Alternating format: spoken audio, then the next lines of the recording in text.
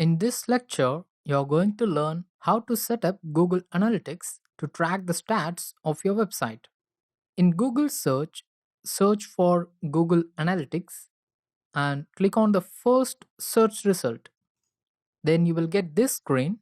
Here, click Sign in to sign in with your Gmail or Google account. Once you have signed in, you will be taken to this page. If you are signing up in the Google Analytics for the first time, then click Sign Up.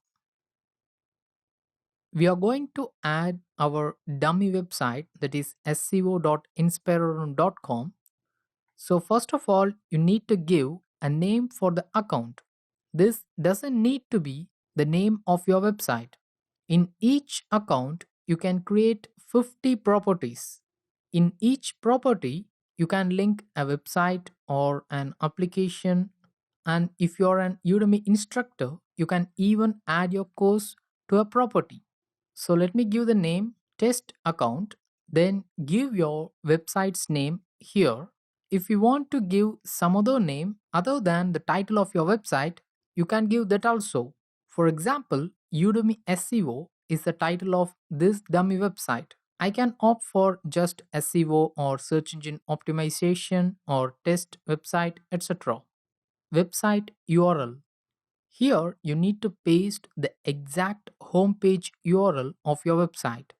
If you have added SSL certificate, then choose HTTPS, else leave HTTP itself.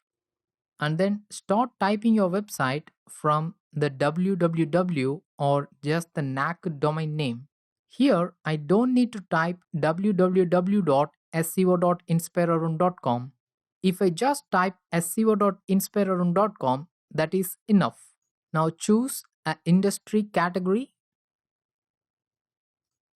and then choose your time zone.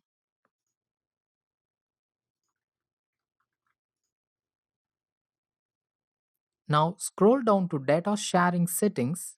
Leave all the 4 recommended settings checked and then select Get Tracking ID.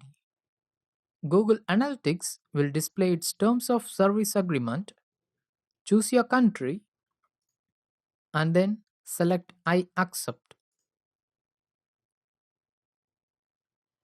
You will be taken to this page.